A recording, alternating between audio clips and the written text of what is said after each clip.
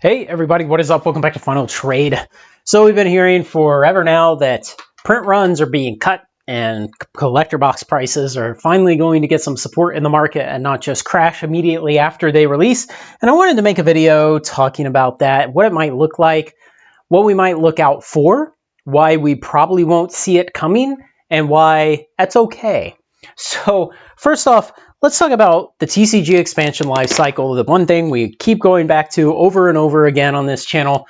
And the basic form of it in a normal market is that you have a product, it gets announced, and initially, there's some folks who can just afford to pay anything. They just want to know that the product's going to arrive on their doorstep eventually when it's released. They really don't care about the price. And so they'll just go ahead and get a pre-order in at a high price right at the beginning. But then over time, as pre-order period continues and stores start to get their allocation numbers from distribution and they start to add them online to the marketplaces, the price comes down. Then you have this first blue line. The event of the first blue line is the product release. And generally what happens is after that, it comes down a little more. And then it kind of trends sideways. And I put a couple little bumps in there because, you may have times when, say, Kamigawa set boxes, they didn't get a good resupply in time and the price went up a bit. And then once they got resupplied, it came back down. And then this second blue line, the second event is it goes out of print.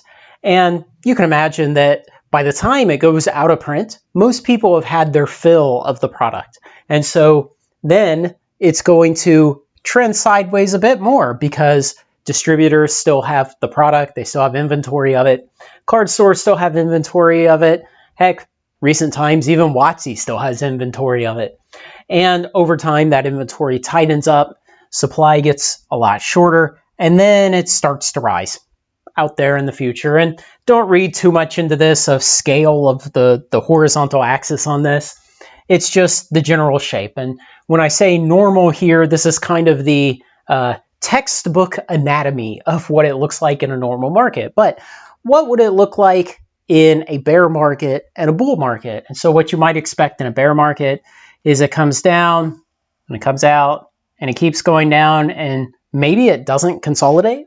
What we've seen on something like Double Masters 2022 collector boxes is basically they came down for over a year, like 15 months. They went down and down and down until finally at the Black Friday sale in 2023, they caught a little bit of wind back upwards. But, the descent is going to cover much more of its lifetime.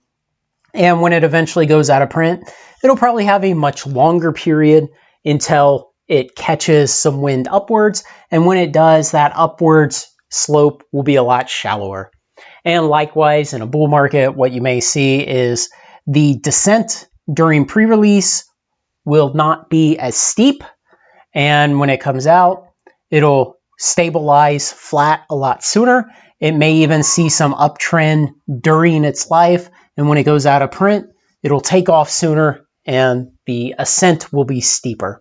And so what you can imagine is that you have this normal case and then the bear market is kind of twisting that downwards and the bull market is twisting it upwards. You can think of it that way. So what have we seen recently? We've heard a lot about, print runs are getting slashed, they're finally getting cut, WotC's getting its act together. But what has it really looked like recently? And can we make any inferences about whether print runs are really getting reduced or not? We had Wilds of Eldraine. So Wilds of Eldraine came out in September. And during pre-release, let's put it up here. Wilds of Eldraine. Pre-release, the price was about $195 for the collector boxes. And today, it's $173. So we'll do T for today. I may just indulge you and write it out. Today. There we go. Pre-release. There we go. Okay. Doesn't look great. It's a standard product. Wholesale price is about $190. Okay, so the break-even price for the small card store is somewhere around $222 on one of the big marketplaces with high fees like TCG Player or eBay. and yet today the price is 173. So that looks really bad. Doesn't look like print runs were reduced. If they were reduced, they weren't reduced enough. Then we had Doctor Who. And with this one, we were assured, oh yes, print runs have been slashed big time. And pre-release 275. Man, it looked really good for a little while. What's it look like today? 190. Pretty bad. Yeah. So again, this was sold at standard pricing on the wholesale level.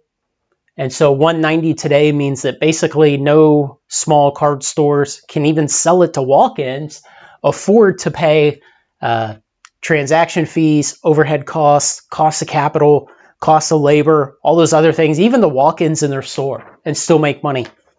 Okay, so if the print runs were actually reduced for Doctor Who, then it means that it also suffered on the demand side from just wildly low demand. And the last one I want to talk about, Lost Caverns of Ixalan. Okay, so pre-release 225, and today 223. Now, again, standard pricing. So 188 and break even on a big marketplace is right at that 222, 223. So not terrible. Now, does this mean that print runs have finally been slashed? It might, but it might mean something else. So let's draw this again, and let's put the release day line up there. And so what we may be seeing, one of two things, and it's hard to tell for now. What we may be seeing is just kind of our normal weak bear market version of the TCG expansion life cycle. And Wilds of Eldraine is already out here because it was released in September. And Doctor Who is still back here because it was released in October. And Lost Caverns of Ixalan is still a little higher up here because it was released in November.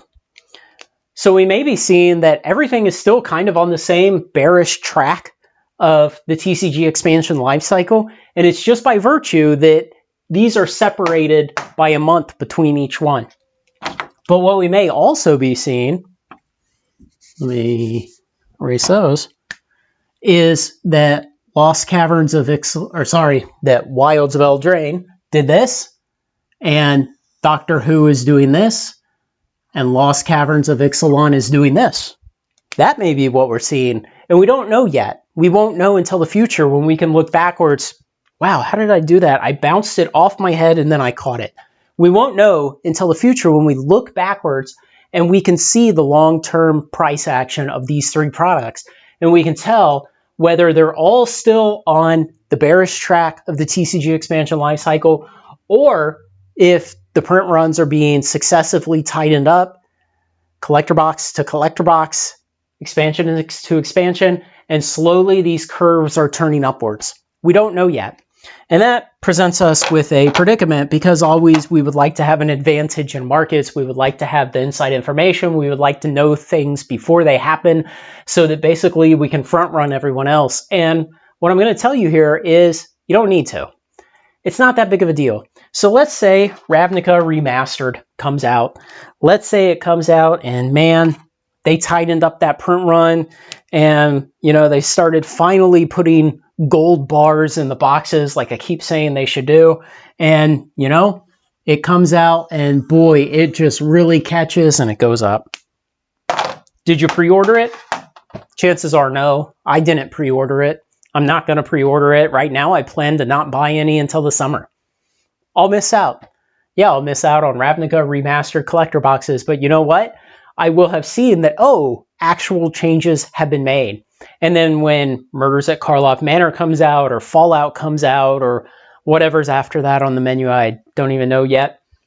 When the next one comes out, I can make an informed decision. And so I may miss out one time, but what's the alternative? The alternative is that you jump in at pre-order prices like this for sets like Wilds of Eldraine and Doctor Who and Lost Caverns of Ixalan, and then you lose your butt a couple months afterwards as the market falls out from under you. So which is better? Lose your butt set after set after set, buying too early and paying too much, or just missing out once? And the reality is, even if Ravnica Remastered comes out and the collector boxes take off like this, odds are in 6 or 8 months, they'll come back down a little bit. People will move on. They'll get interested in other things. Modern Horizons 3 is coming next summer, and there'll be other stuff for people to buy. There will be bonus buck sales and other deals, and so odds are you could still get in at a reasonable price. And that's why there's always more opportunity in this market. That's what I really love about the TCG market, is that when you want to buy a stock, sometimes you miss out on buying the stock, and then the company makes big announcements and they do things and the stock price runs up and you no longer feel like it's worth buying at that higher price. And the thing about the TCG market is that, well, there's always another expansion.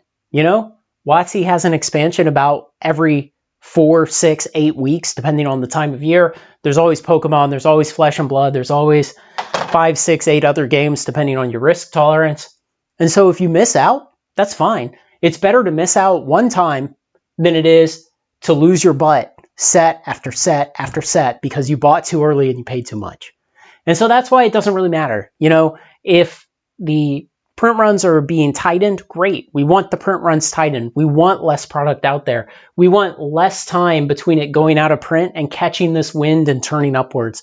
We want that, but we can't predict it. And data like these are not refined enough for us to tell, is it happening yet? We don't know. But eventually, in retrospect, we will know. Ravnica Remastered may be that set. It may not. Murders at Karlov Manor for the collector boxes? Maybe, maybe not. Maybe it's Fallout, maybe not.